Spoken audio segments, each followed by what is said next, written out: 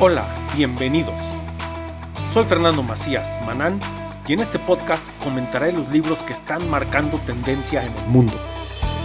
Si quieres estar enterado de lo más actual en los negocios, el conocimiento, la tecnología, entre otras muchas cosas, te invito a que te quedes conmigo y me acompañes en este mundo del conocimiento desde las hojas. Comencemos. Hola, ¿qué tal a todos? Bienvenidos nuevamente al podcast del día de hoy, desde las hojas. Antes que nada, una disculpa por estar ausente un par de semanas, pero pues, la verdad se me juntó bastante el trabajo, lo cual me impidió grabar en tiempo y forma, pero espero continuar sin que haya ningún problema en las próximas semanas, próximos meses.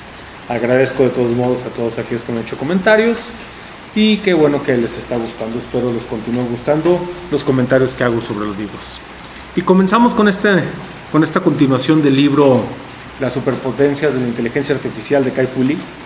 Nos quedamos en el capítulo 3, donde me aventé más o menos una hora platicando anécdotas y historias de cosas que me sucedieron en China. Sin embargo, quiero ir un poco más rápido. La idea es terminar el libro el día de hoy. Nos encontramos una tarde lluviosa, como pueden escuchar. Entonces, bueno, pues se escuchará a lo mejor la lluvia de fondo aquí desde la terraza de casa. Continuamos con el capítulo número 4, que dice Historia de dos países. Subcapítulo: Las cosas de una superpotencia de la inteligencia artificial. Los llamados 7 gigantes de la era de la inteligencia artificial, que son Google, Facebook, Amazon, Microsoft, Baidu, Alibaba y Tencent. Estos gigantes corporativos están casi divididos en partes iguales entre Estados Unidos y China y están haciendo jugadas audaces para dominar la economía de la inteligencia artificial. Bueno, ya nadie ha sabido que hay grandes compañías, pero estas son las que están manejando la inteligencia artificial hasta ahorita. Podemos ver que está ausente, en teoría, Apple, pero bueno, las que se le considera y cuando escribe el libro, sobre todo, son estas 7 superpotencias. Continúa con otro subtítulo, dice Ganadores del Nobel y Thinkers sin nombre. Cuando se les preguntó qué tan lejos queda China de Silicon Valley en la investigación de inteligencia artificial, algunos empresarios chinos responden en broma: 16 horas. La diferencia horaria entre California y Beijing. Y aquí esto está bien claro, y lo dije en el pasado, lo comenté en el pasado. Cuando en Silicon Valley se escribe un artículo de inteligencia artificial, automáticamente, o en el momento en que se publica, o a la mañana siguiente, en Beijing, en Shanghai, Shenzhen, en Wuhan, en todas las demás, como veremos adelante, ciudades o regiones de China que están muy metidas en inteligencia artificial, ya están leyendo, investigando lo que se está publicando. Continúa y dice: los investigadores de inteligencia artificial tienden a ser bastante abiertos a la hora de publicar sus algoritmos, datos y resultados. Esa apertura surgió del objetivo común de avanzar en el campo y también del deseo de contar con métricas objetivas en las competiciones. Y eso es lo que ayuda también, ¿no? El hecho de que sale un paper en Estados Unidos, sobre todo en Estados Unidos, en Silicon Valley, y en China ya lo están leyendo. A veces la diferencia, lo difícil es hacerlo del otro lado. ¿Por qué? Porque, como lo comentaba uno, puede ser la arrogancia que existe en Silicon Valley con respecto a China, el desconocimiento que existe en Silicon Valley con respecto a China, y también el desconocimiento del idioma, porque algunos papers o muchos papers en China pues seguramente están publicados en mandarín. Entonces eso genera una barrera. Aunque están abiertos, a lo mejor un chino americano o un norteamericano o ruso o de cualquier nacionalidad que vive en Estados Unidos, está haciendo inteligencia artificial y que tenga un buen idioma chino, puede darle un seguimiento, pero la mayoría de las personas no lo van a poder hacer. Continúa con otro capítulo, dice conflictos de conferencias, los 7 gigantes y el próximo aprendizaje profundo, Google versus el resto, redes eléctricas versus baterías de inteligencia artificial. La verdad, como yo les comenté, no subrayé mucho, muchos comenta historias, comenta ejemplos que, bueno, yo ya los conozco, por eso los subrayé, ya los había escuchado, ya los había leído en algún lugar, o simple y sencillamente no fueron para mí de mucho interés. Por lo tanto, lo que sí pueden hacer, pues si alguien gusta, puede buscar el libro para leer estas partes, solo que yo no lo subrayé, no lo vi necesario. Sin embargo, en redes eléctricas versus baterías de inteligencia artificial, subrayé lo siguiente: Es una competencia entre dos enfoques para distribuir la electricidad de la inteligencia artificial en la economía. El enfoque de red de los 7 gigantes versus el enfoque de batería de las nuevas empresas. Su objetivo es construir empresas de inteligencia artificial desde cero, creando una nueva lista de campeones de la industria para la era de la inteligencia artificial. Si mal no recuerdo, aquí hablaba de cómo estos grandes gigantes, bueno, ya tienen todo muy estructurado. De hecho, acaba de salir hace unos días, hace 3 días, leí una noticia, no la tengo a la mano, ahorita lo estoy recordando, de que el gobierno chino le había prohibido a Tencent conseguir o adueñarse o comprar una empresa que se dedicaba, creo que a videos a través de inteligencia artificial, por considerarlo monopólico. Entonces esta es la red de los grandes, y en batería pues son compañías pequeñas que tienen o están luchando por hacerse un lugar dentro de la inteligencia artificial, que muchas veces resultan compradas, como bien lo sabemos, por las grandes compañías. Pero bueno, aquí hablo un poco de esas dos, de las redes de una y de las baterías de microempresas o de empresas más pequeñas tratando de competir contra estos gigantes. El siguiente subcapítulo dice el chip en el hombro de China.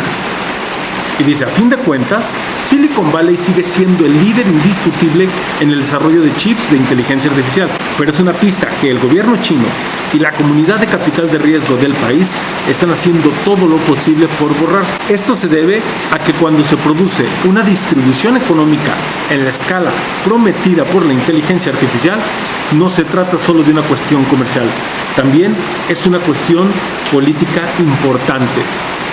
Y aquí uno de los videos que hice el año pasado en YouTube, que subí, habla un poco de cómo también va a estar todo esto muy metido, ya está, pero cada vez va a estar más metido la tecnología dentro de la política, dentro de la geopolítica, y desafortunadamente la mayoría, el 90 y tantos %, no tengo un dato exacto porque creo que no se ha hecho ningún estudio, o a lo mejor se ha hecho, pero yo no, la verdad no lo he investigado. Pero la mayoría de las personas que se dedican a la política pública, que se dedican a la política internacional, a la diplomacia, a esta geopolítica, realmente desconocen mucho en qué consiste la inteligencia artificial, el aprendizaje profundo, las nuevas tecnologías. Las desconocen, no saben utilizarlas muchas veces.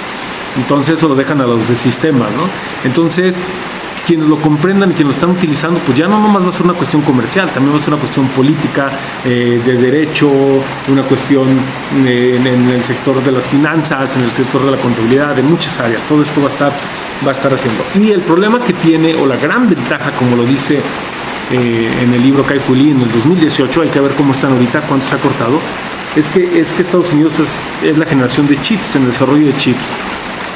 Es donde China todavía estaba bastante por detrás. Y digo, ¿por qué digo estaba? Lo hago más bien como pregunta, porque habrá que ver qué ha sucedido en estos 2 años de bloqueos de parte del gobierno de Estados Unidos hacia empresas chinas o empresas que tengan que ver relación con China, que tengan que ver con procesadores y con chips, etcétera. Cómo han hecho que el mismo gobierno y las empresas chinas hayan tenido que invertir cantidades muy grandes de dinero para poder de alguna manera acortar esa brecha que existe y que les dé esa autonomía a los asiáticos, al gobierno chino y a las empresas chinas para poder convertirse en lo que están buscando, básicamente, que es ser la primera potencia, no nomás económica, sino tecnológica del mundo. Nos dice después en un subtítulo una historia de 2 planes de inteligencia artificial, no subrayé nada yo ahí, y luego dice apuestas por la inteligencia artificial. El plan de inteligencia artificial de China se originó en los niveles más altos del gobierno central, pero los ambiciosos alcaldes de China es donde se lleva a cabo la acción real. Tras la publicación del plan del Consejo de Estado, los funcionarios locales que buscaban ascensos se lanzaron al objetivo de convertir sus ciudades en centros para el desarrollo de la inteligencia artificial. Entre 2017 y 2020, la Zona de Desarrollo Económico y Tecnológico de Nanjing planea invertir al menos 3,000 millones de renminbis, yuanes, alrededor de $450 millones, en el desarrollo de inteligencia artificial.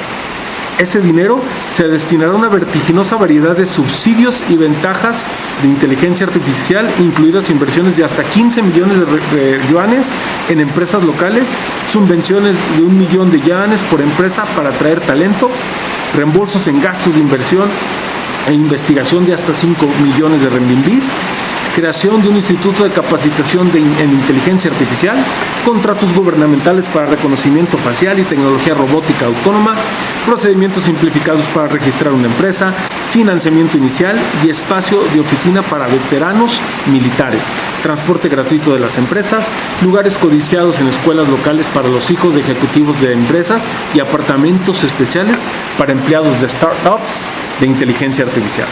La campaña Innovación Masiva y Emprendimiento Masivo, que comenzó en 2015, una oleada similar de incentivos, creó 6.600 nuevas incubadoras de empresas emergentes y cambió la cultura nacional en torno a las nuevas empresas tecnológicas.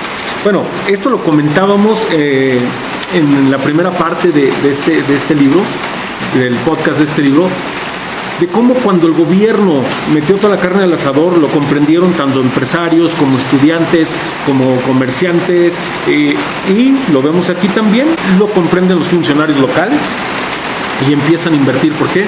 Porque es como negocio, ven la posibilidad de atraer más inversión y de generar más empleos dentro de su región, dentro de su localidad, pero también pues lo ven como para traer más subsidio de parte del gobierno central, ¿no? del gobierno de China. Ahora, 1 millón de renminbis equivale a 3 millones de pesos, nada más para dejar claros. Entonces hay subsidios de hasta 15 millones de renminbis, serían 45 millones de pesos, subvención de hasta 3 millones de pesos para atraer talento, reembolsos de investigación de hasta 15 millones de pesos en mexicanos, algo así como $750,000. Entonces hay mucho dinero. Y una cosa muy interesante, esto de se crean 6.600 nuevas incubadoras de empresas, pero son de empresas tecnológicas. Y bueno, termina con un subcapítulo llamado Dilemas Autónomos, no subrayé, y continuamos con el capítulo 5, dice las 4 ondas de la inteligencia artificial. La combinación de las capacidades de vanguardia de iFlyTek en reconocimiento de voz, traducción y síntesis producirá productos de inteligencia artificial transformadores, incluidos audífonos de traducción simultánea que convierten instantáneamente sus palabras y voz a cualquier idioma. Es el tipo de producto que pronto revolucionará los viajes, los negocios y la cultura internacional y abrirá nuevas e inmensas reservas de tiempo, productividad y creatividad en el proceso. Bueno, viene fuertísimo eso, ya lo hemos visto. Hay varias empresas que están dedicando a hacer traducción simultánea. Podemos ver videos en YouTube o videos en Facebook, en TikTok, donde ponen ejemplos de que está con un chícharo, lo traen en la oreja y se lo ponen a la otra persona y le hablan y le dicen japonés y le hablan en inglés y la otra persona entiende perfectamente en japonés. Entonces cada vez se está perfeccionando más la inteligencia artificial para la traducción, para la escritura y para el diálogo. Lo más seguro es que vamos a poder poner un chip, uno pone un chícharo en el oído del idioma que piensa uno recibir y luego la otra persona lo pone en el idioma que está hablando y que se va a mandar y va a hacer una traducción simultánea y muchas personas van a poder hacer negocios o van a poder, como dice, pues ser más creativos o ayudar a recortar el tiempo. Eso va a ser muy interesante. Y recuerdo, como les comenté en la parte 2, te voy a decir cómo lo escribí, puse, y yo en la pendeja junto con mis amigos minimizando a los estudiantes que nos hacían repetir palabras. Pues sí, realmente nos entendíamos un poco, pero no entendíamos a dónde querían llegar, o no sabíamos que más bien en el 2007, 2008, 2006, a dónde iba a llegar esto, cuando nos hacían repetir las palabras en español y que nos hacían leer los enunciados. Pero bueno, de ahí han salido muchas cosas, asistentes personales asiáticos. Bueno, Xiaomi es una de las empresas que empezó con teléfonos, todo el mundo empezó con teléfonos baratos, pero ahorita tú puedes armar una casa inteligente con puros productos Xiaomi y AIMI, el Alexa de la marca, y bueno, es lo que hace, la que te hace todo, y es la que te abre las ventanas, te sirve el café, te lava la ropa, te prende la computadora, te guarda todo en la nube, etcétera, etcétera, etcétera. Continuamos. Dice las olas, ese siguiente subcapítulo, y dice: la ola de inteligencia artificial en Internet la inteligencia artificial empresarial, la inteligencia artificial de percepción y la inteligencia artificial autónoma. La primera, que es la de Internet, son básicamente los algoritmos y editores, los informes de robot y las noticias falsas, que eso está muy... hemos visto ya cómo ha llegado la inteligencia artificial a tal nivel que ellos pueden escribir noticias sin que nos demos cuenta de si lo escribe una persona o la inteligencia artificial, y muchas veces se generan, ahí lo pueden ver en Netflix y en varios lados, cómo se generan muchas noticias falsas tratando de cambiar la percepción de algo, ya sea de una política, de un partido, de una persona, etcétera, etcétera, una compañía, a través de estas noticias y, bueno, del Facebook y básicamente Facebook es donde más seguimos o vemos este tipo de noticias falsas, pero están por todos lados. La segunda ola, que es la empresarial, entran aquí el negocio de la inteligencia artificial empresarial. Corre a tu banquero, el algoritmo te verá ahora, juzgando a los jueces, quién liderea. Bueno, aquí básicamente nos habla de cómo en estas diferentes áreas va a estar impactando la inteligencia artificial, y va a ser muy interesante porque, pues bueno, ya incluso ahorita uno de los problemas que se le achacan a Alibaba o Ant Financial, que era el brazo financiero de Alibaba, que es por lo que ahorita Jack Ma está un poco desaparecido y que lo están tachando de monopolio, era porque estaba realmente desplazando a los banqueros, a los bancos, la aplicación. Entonces está agarrando demasiada fuerza, no nomás de inteligencia artificial, de conocimiento de datos, sino también económica, y ese fue un freno que le tuvieron que poner. Al rato la misma, ahorita también tenemos el sistema de crédito social en China, por ejemplo. Si ustedes no lo conocen, pueden verme en mi canal de YouTube, Fernando Macías B. Es uno de los primeros videos que hice en el 2020 que hablaba sobre el sistema de crédito social chino. Y pues el sistema de crédito social va a ser tu juez y tu verdugo en cuestiones no nada más económicas, sino también el de comportamiento, puntos. Eso te dirá si puedes viajar, si no, si puedes viajar en primera clase, no importa que puedas o no puedas pagar. Aquí es que depende de tu comportamiento, como haya sido, como sea tu comportamiento diario, te van a determinar si puedes acceder a hoteles, a un internet más rápido, más lento, mejores créditos con mejores tasas de interés, a viajar, a reservar un hotel, a reservar un avión, a reservar primeras clases, etcétera, etcétera. Esto es algo bastante interesante que creo que para allá quieren venir la mayoría de los gobiernos. Unos lo van a hacer de una manera, otros lo van a hacer de otra, pero yo creo que es interesante que le den un vistazo a ese video. Dura 3 minutos, entonces yo creo que les puede aclarar un poquito más lo que es el sistema de crédito social chino. Y bueno, mucho tiene que ver la inteligencia artificial, cómo están funcionando, porque no nomás lo hace el gobierno, o sea, se apoya también en las grandes que estábamos hablando hace rato, en Baidu, en Tencent y en Alibaba. La tercera onda, la percepción de la inteligencia artificial, nos dice un subtítulo: líneas borrosas y nuestro mundo Homo. ¿Qué significa Homo? OMO son los entornos combinados donde el online se junta con el offline. La vida online se junta con la vida offline. Y la inteligencia artificial va a tener mucha presencia aquí, o ya la tiene, cada vez más, como volvemos conforme se vaya mejorando los algoritmos y vaya teniendo más relación y vaya teniendo mejor conocimiento, comprensión del comportamiento nuestro, porque eso es una de las cosas interesantes que tiene la inteligencia artificial, que la puedes hacer targeteada para la persona, entonces puede aprender de ti, entonces va a ver tus gustos, va a ver lo que tú buscas, lo que te gusta comprar, lo que te gusta consumir, con qué frecuencia, cuánto gastas, cuánto ganas, etcétera. Y ahí puede estar al lado tu hermana, tu cuñado, tu esposa, tu novia, etcétera, y él está targeteado de otra manera. ¿Por qué? Porque su manera de actuar va a ser diferente. Entonces dice, donde cada carrito de compra conduce su nombre, una educación potenciada por el online merge offline, que eso es una cosa muy interesante. La pandemia nos demostró que la mayoría de las instituciones no estaban preparadas para estar online, entonces hicieron una especie de híbrido, pero esto se va a tener que ir mejorando y lo más seguro es que los campus universitarios van a desaparecer como los conocemos. A lo mejor van a ser jardines con Wi-Fi, 5G en todo el jardín, algunas mesas para sentarte, así como estoy ahorita aquí en el jardín de la casa, en la terraza, sentado en una mesa platicando, y puedo estar trabajando, y esa va a ser, y la clase, a lo mejor el maestro va a estar ahí o en un salón, ahí dentro de la misma universidad, y vamos a poder estar interactuando de maneras diferentes, en realidad virtual, aumentada, etcétera, etcétera. Bueno, pero eso ya lo veremos más adelante. O a lo mejor en algún otro libro. El libro siguiente está muy interesante. De hecho, la pura historia con la que voy a comenzar está para dejarnos pensar. Espacios públicos y datos privados. Bueno, un poco también lo que decía. Cómo vamos a estar guardando, vamos a estar teniendo una vida diferente. A lo mejor los espacios cerrados con esto del COVID también va a cambiar. Y vamos a poder tener vamos a tener una manera diferente de hacer las cosas. ¿Cuánto tiempo nos tardamos? No sé. Ahí sí puede ser 5 años, puede ser 10 años, pueden ser 15 años, pero 15 ya se me hacen mucho. Hecho en Shenzhen. Continúa, dice, hoy en día la mayor ventaja de la fabricación en China no es la mano de obra barata. Países como Indonesia y Vietnam ofrecen salarios más bajos.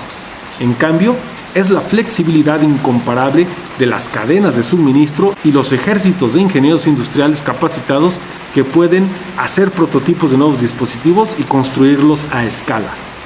Estos son los ingredientes secretos que impulsan a Shenzhen, cuyos talentosos trabajadores la han transformado de una ciudad industrial muy barata a una ciudad a la que acudir para emprendedores que desean construir nuevos drones, robots, wearables, máquinas inteligentes, etc. Los empresarios de hardware dicen que una semana de trabajo en Shenzhen equivale a un mes en los Estados Unidos. Shenzhen es una ciudad fascinante para los que han tenido la oportunidad de estar, sobre todo que estar últimamente. Si no han estado últimamente, bueno, en un futuro, ojalá ya se pueda viajar pronto, puedan darse una vuelta y si ya estuvieron en el pasado, y van a ver cómo ha cambiado. Recordemos que Shenzhen, para quien no sabía, es una ciudad que está justo enfrente de Hong Kong, al sur de China, y era hace 40 años, 43 años, era un pueblito pesquero. La leyenda dice, o la historia dice, que el presidente Deng Xiaoping se para enfrente y dice, ven Hong Kong, quiero hacer una ciudad así, de moderna, pero de este lado. O sea, haciéndole la competencia. Y bueno, fue avanzando, fue creciendo, y durante mucho tiempo, como lo dice aquí, fue una ciudad industrial. Ahí se hacían muchas cosas, ahí se conseguían todas, hablando de cuestiones sobre todo electrónicas y todo eso, ahí se hacía se maquilaba mucho de eso.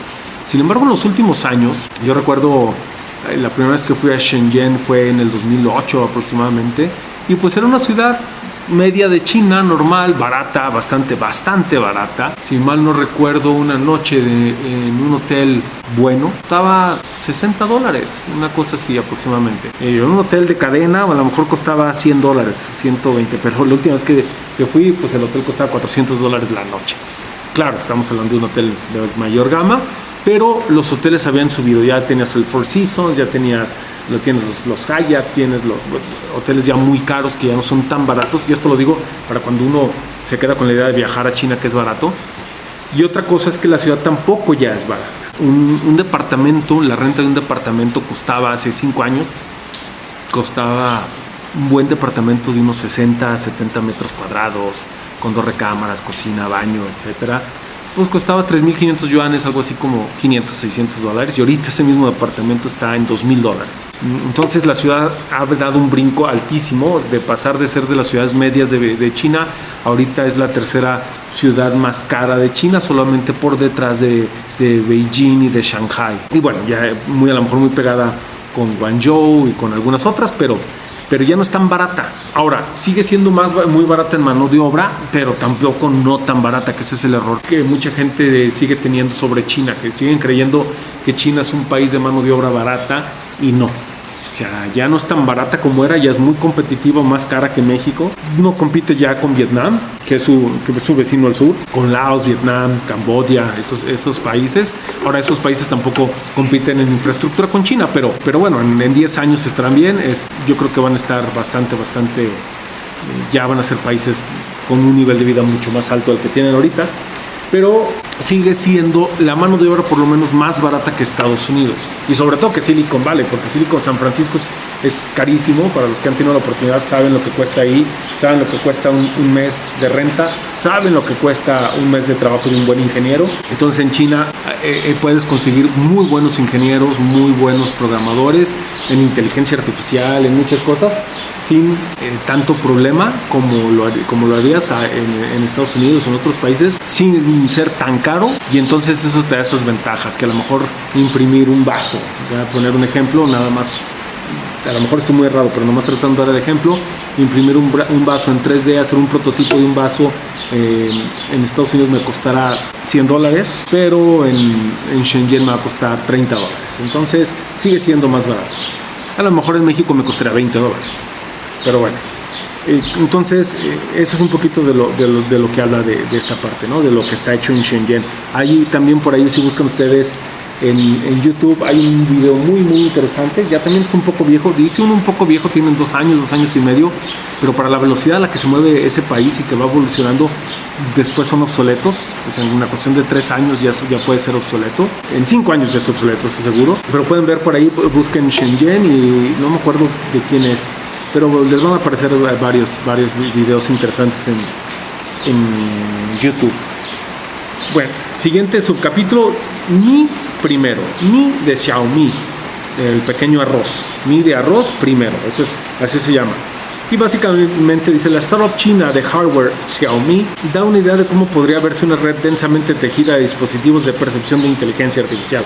Y bueno, como les digo, ahorita si ustedes entran en la página de Xiaomi, ya la conocemos aquí, pero en México y en Latinoamérica y en Estados Unidos, incluso en Europa, wearables, los gadgets que se pueden comprar de la marca, pues no es lo mismo que hay en China. En China hay de todo, puedes hacer tu casa 100% inteligente con Xiaomi y funciona a la maravilla.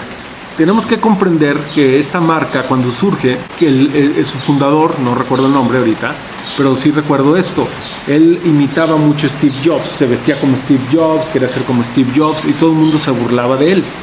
Entonces él comprendió muy bien cómo funcionaba todo Apple, cómo funcionaba todo este sistema de Mac, de que está todo pues de una manera, por decirlo, cerrado, que es un ambiente muy cerrado, y él buscó hacer lo mismo. Entonces las presentaciones eran muy parecidas a las que hacía Steve Jobs, se vestía muy parecido a Steve Jobs y creó otro basado en Android, creó su propio sistema operativo y empezó a vender celulares de alta gama. Pero cuando hablamos de alta gama son como ahorita el Samsung, el último Samsung, el último Huawei, el nuevo iPhone, etcétera. Pero los vendía a precios de gama media o baja. O sea, un celular, si en aquel entonces, yo siempre he sido fan de HTC, una empresa que ya está desapareciendo, pero HTC, que era la gama alta, Samsung, que era la gama alta, y Apple, que son la gama alta, pues costaba, por decirlo, $800 el celular hace 5 años, 7 años. Es un celular de esas características, de la misma calidad que es ahorita uno de los que será el Mi 11, creo que es el último que ha salido, costaba 1/3 del precio en China. 2.500 yuanes, o sea, algo así como $300, $250. Entonces era muy barato, y lo que empezó a hacer fue haciendo que la gente, los jóvenes, se hicieran fan de la empresa, de la marca. Empezó a sacar wearables, empezó a sacar audífonos, empezó a sacar cámaras, empezó a sacar repetidores de señal, etcétera, y empezó a crear su propio organismo. Cuarta onda: inteligencia artificial autónoma, campos de fresa y escarabajos robóticos. Eso, si mal no recuerdo, habla de cómo la maquinaria y la inteligencia artificial ya está cortando en los campos de fresas, cómo corta las fresas sin necesidad de personas. La inteligencia de enjambre, bueno, hemos visto los drones ya, sobre todo ahorita, cómo están muchos de ellos haciendo figuras en el aire con drones, cómo trabajan todos como enjambre, cómo funcionan, cómo se comunican entre ellos, etcétera. Hay varias cosas muy interesantes de esto.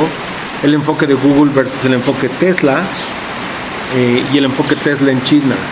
Al administrar un país de 1.390 millones de personas, uno en el que 260.000 personas mueren en accidentes automovilísticos cada año, la mentalidad china es que no se puede permitir que lo perfecto sea enemigo de lo bueno.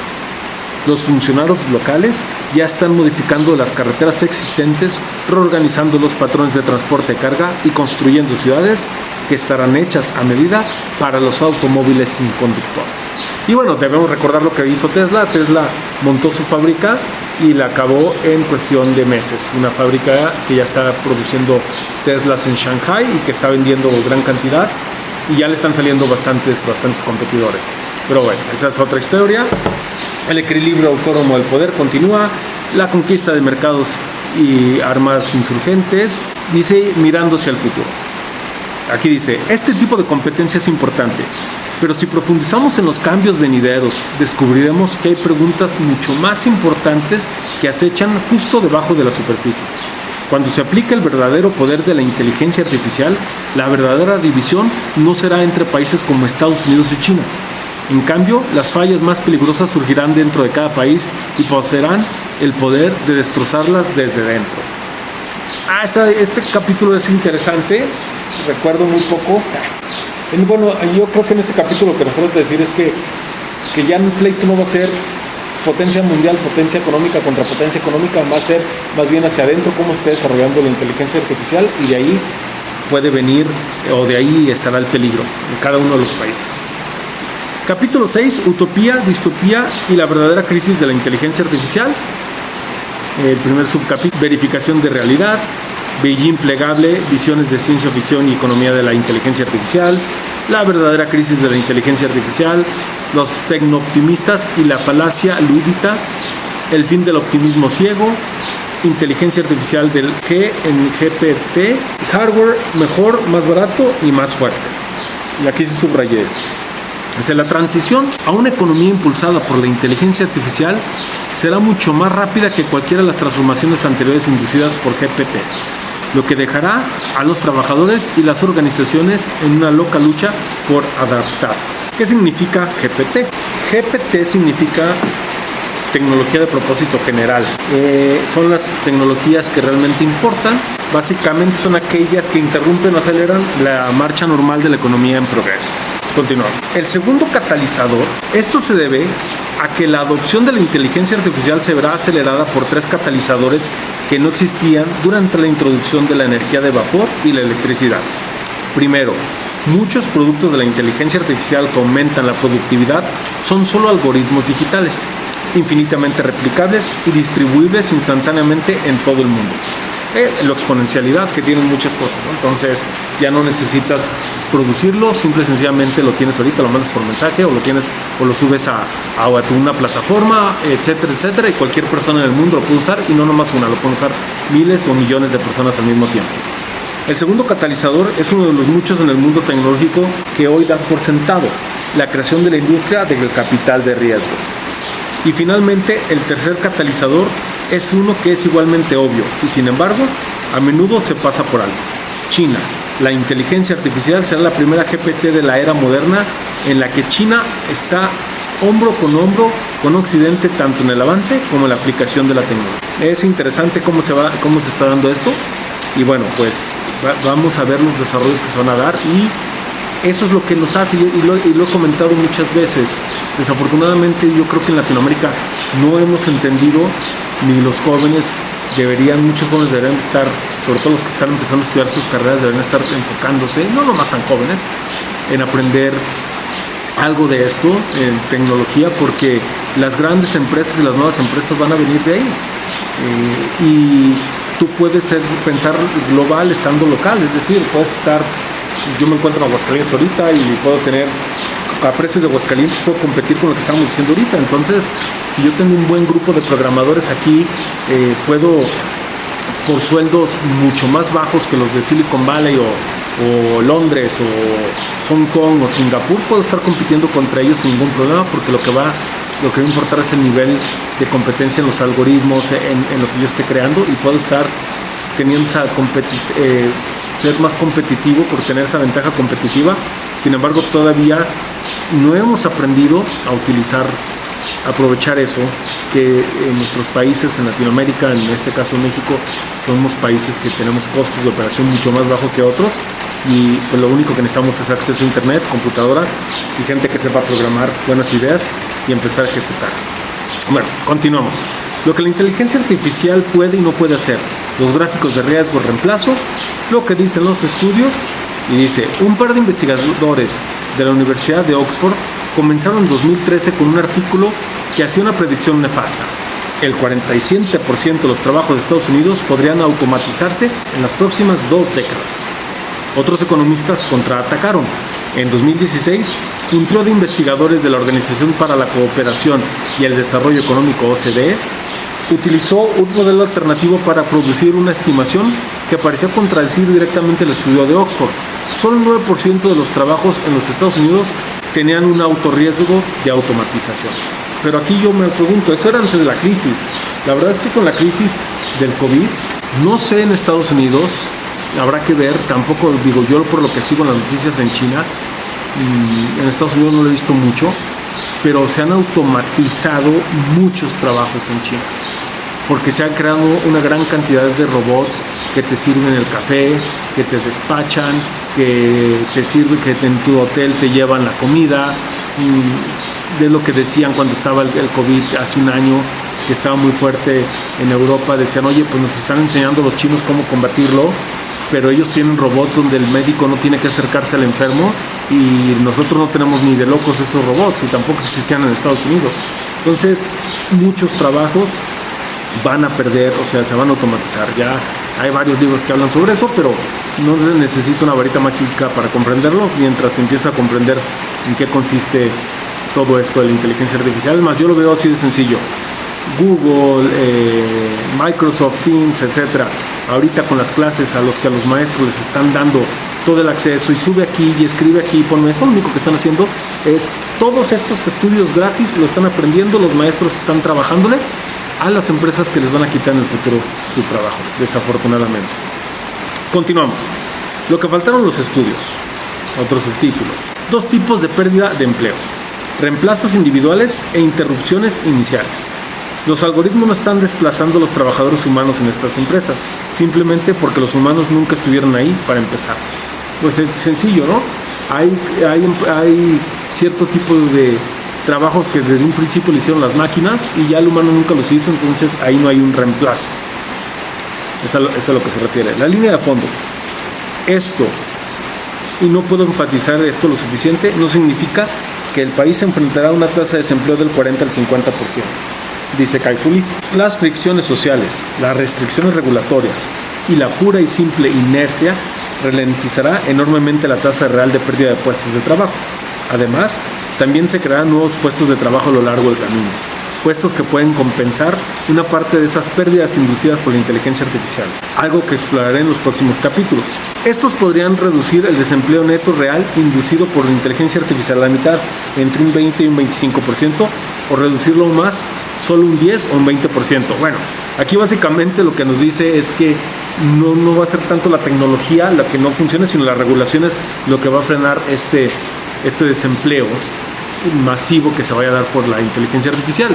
Y es cierto, ahorita hace 2 meses, algo así, salió Tesla, ya tiene camiones de carga que se pueden ir en convoy, cruzar todo Estados Unidos de costa a costa sin necesidad de que nadie vaya manejando.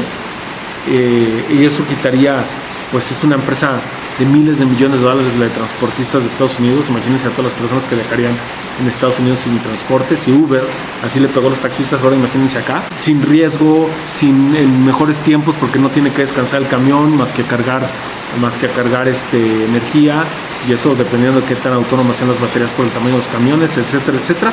Pero las regulaciones no los dejan. Incluso yo recuerdo cuando tuve la oportunidad de probar el Tesla en San Francisco, en el freeway puedes andar con el autopiloto, con el piloto automático, pero entrando ya a la ciudad, San José y así lugares, ya tienes que agarrar el volante porque si no te multan. Entonces todavía sigue habiendo restricciones y las habrá en muchas otras áreas.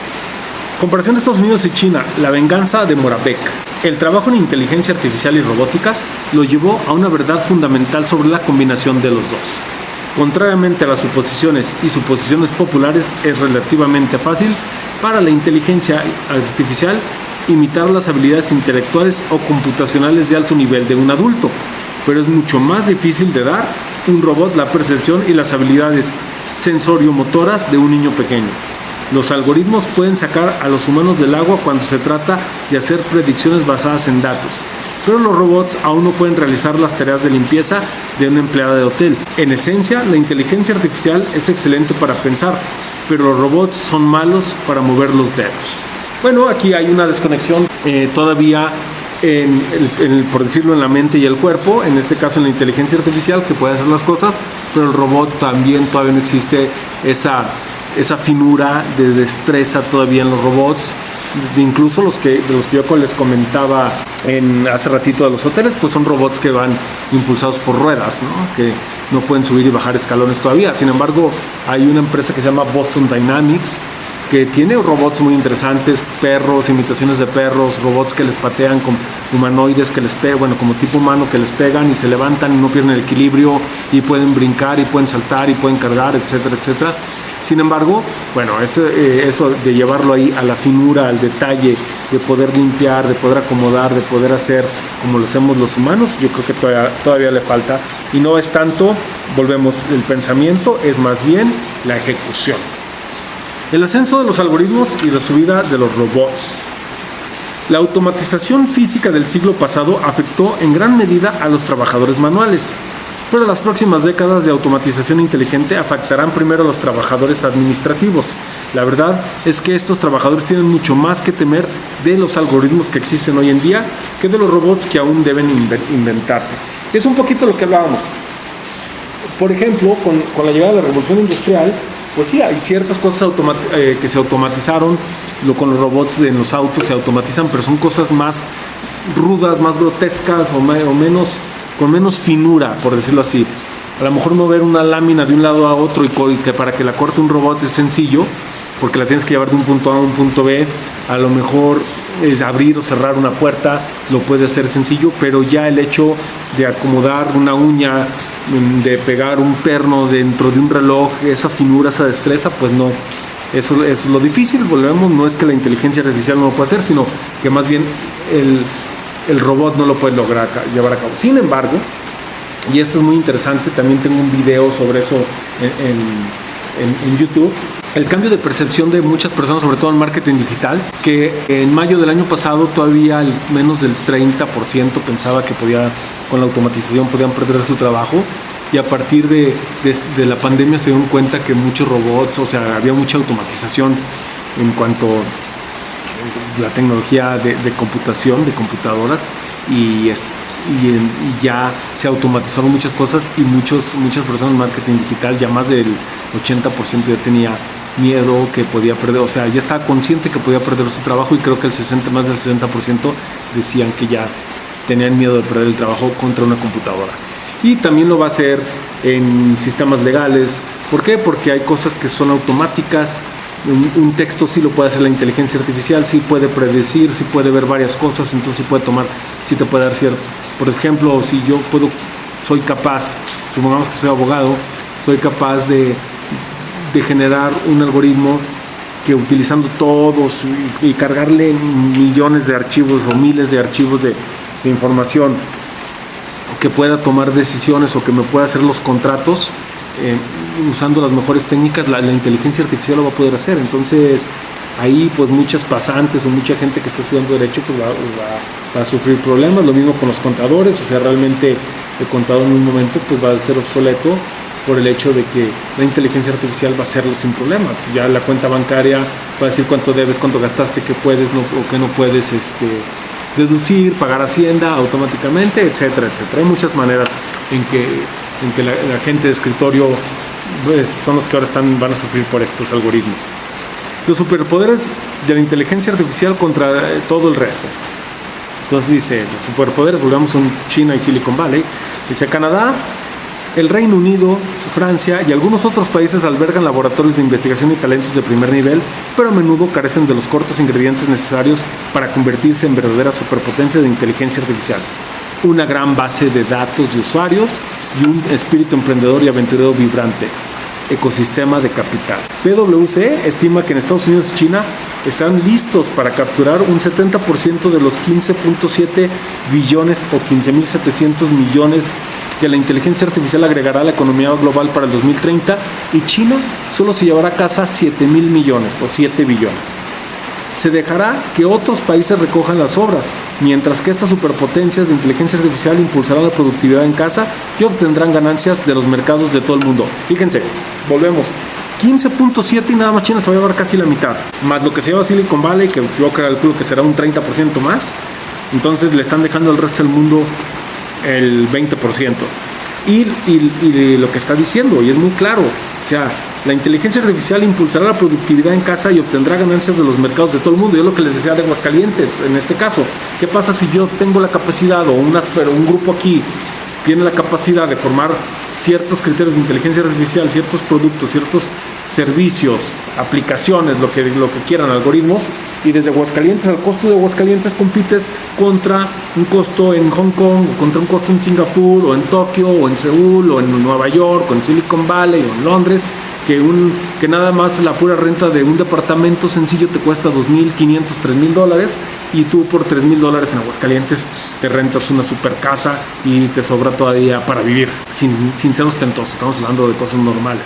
Entonces, o te cuesta un programador $2,500 mensuales y en México te cuesta $800, etcétera. Entonces son los detallitos que tenemos que aprender, y el problema que van a enfrentar, y lo dice también muy claro Reino Unido, Francia, Canadá, es que pues, no tienen una gran base de datos, una gran base de usuarios, una gran base de personas, a menos que hagan proyectos internacionales para poder estar alimentando su inteligencia artificial y que se vaya haciendo más perfecta. Volvemos que eso es lo que ayuda tanto a China, y bueno, Facebook, Amazon y todo, pues ellos son globales, entonces adquieren la información del día a día de muchas partes del mundo, y eso les ayuda a mejorar su inteligencia artificial. Privados de la oportunidad de salir de la pobreza, los países pobres se estancarán mientras que las superpotencias de la inteligencia artificial despegarán.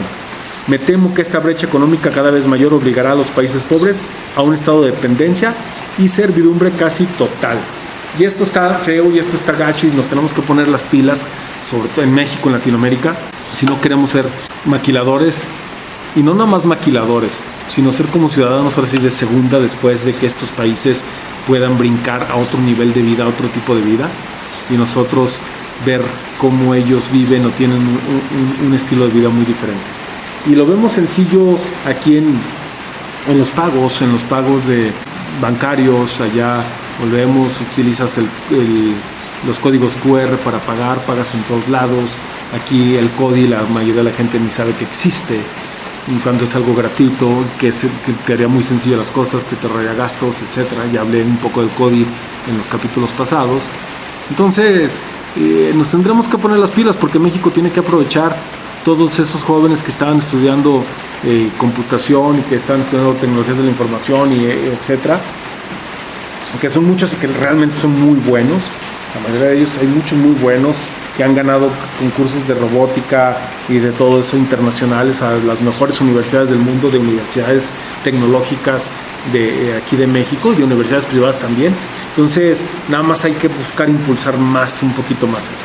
Bueno, pero continuamos, porque si no, aquí nos van a dar otra hora y no voy a acabar el libro.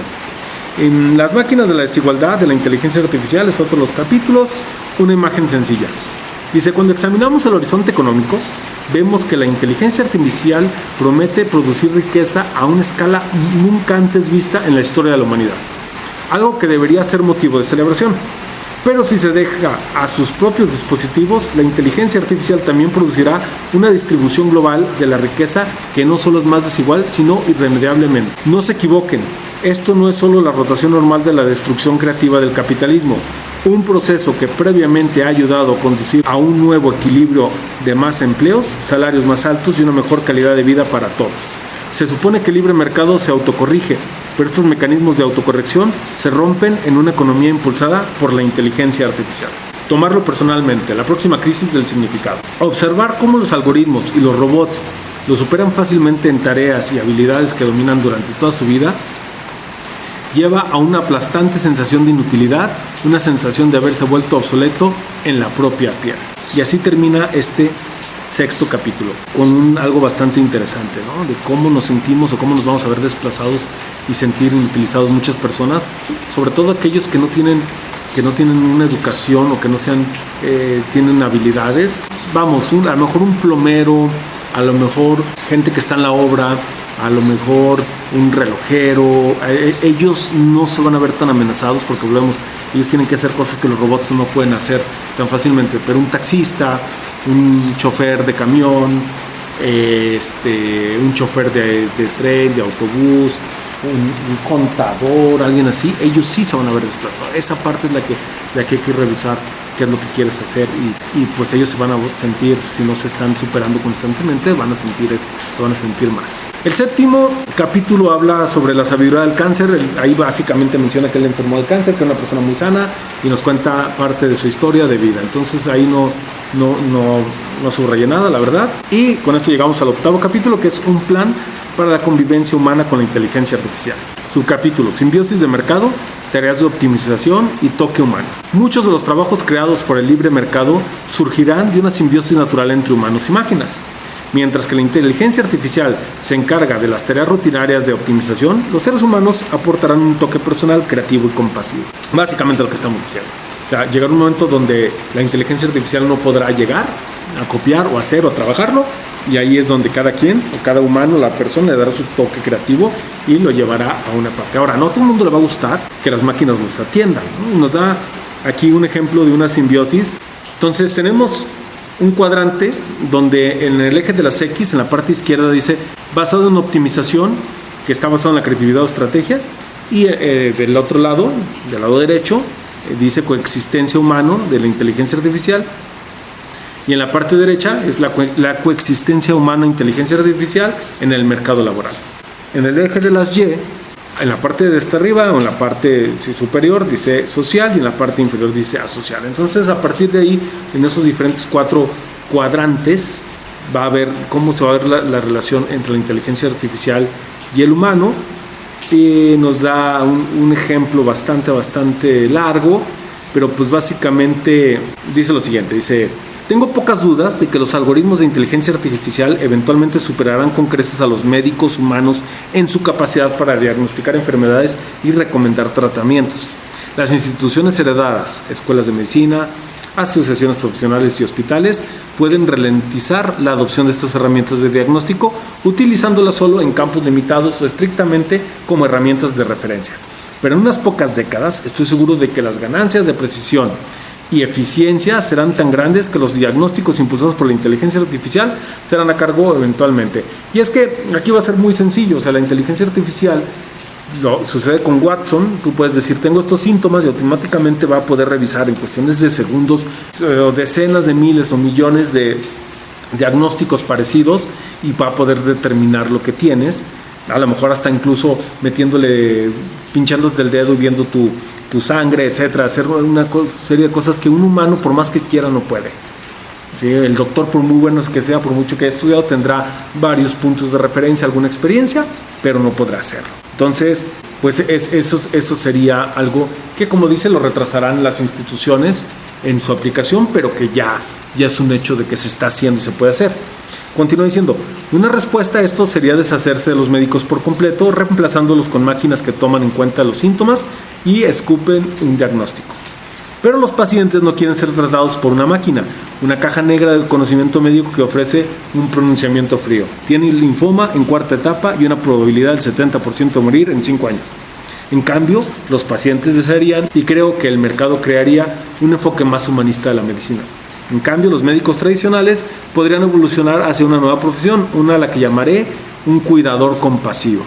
Esos profesionales médicos combinarán las habilidades en enfermería, en técnico médico, un trabajador social e incluso un psicólogo.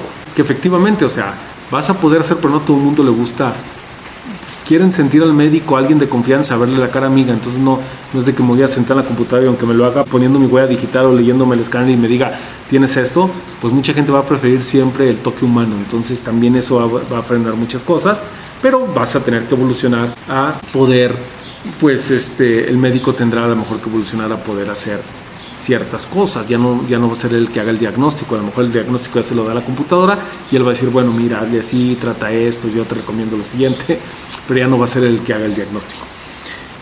Bueno, y sigue platicando sobre esto. Como les digo, es bastante largo donde nos explica esta parte, y cierra diciendo este capítulo diciendo: las superpotencias de la inteligencia artificial de los Estados Unidos y China pueden ser los países con la experiencia para construir estas tecnologías, pero los caminos hacia el verdadero florecimiento humano en la era de la inteligencia artificial surgirá de personas con todos los ámbitos de la vida y de todos los rincones de la ciudad, el mundo. Pues sí, o sea, realmente eso es algo que tiene muy interesante, muy padre Estados Unidos, es que es un país que está rodeado, está creado por gente de muchas partes del mundo.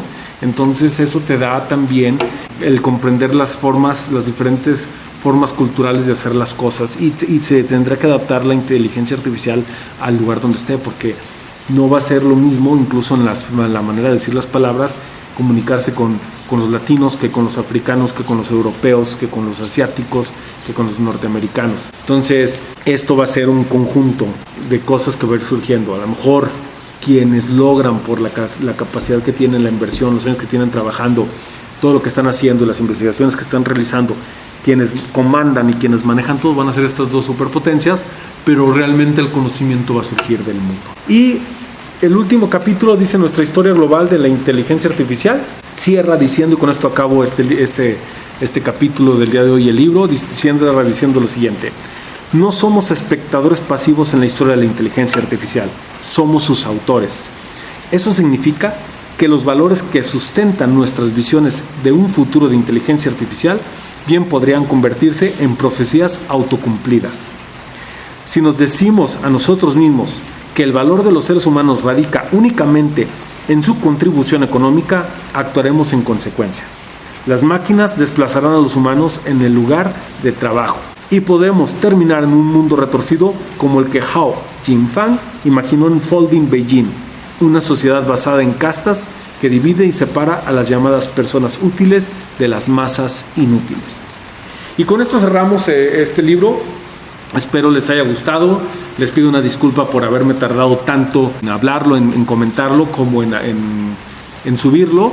Como les dije, tuve bastantes cosas que hacer que me imposibilitaron grabar. Y el día de hoy me puse a grabar aunque estuviera lloviendo. Como les dije, yo no voy a estar grabando en el estudio de la oficina. Prefiero estar en la terraza. Voy a tratar de siempre que tenga una buena calidad de sonido, pero también me gusta que se escuche un poco del ambiente en el que me estoy desenvolviendo. Bueno, con esto me despido en este podcast desde las hojas. Espero les haya gustado y nos vemos la próxima semana con un nuevo libro que espero les guste, también de inteligencia artificial. Vamos a estar platicándolo para ver un poco de lo que nos depara el presente y futuro. Muchas gracias por todo, que tengan una excelente semana. Soy Fernando Macías y nos vemos en la siguiente entrega.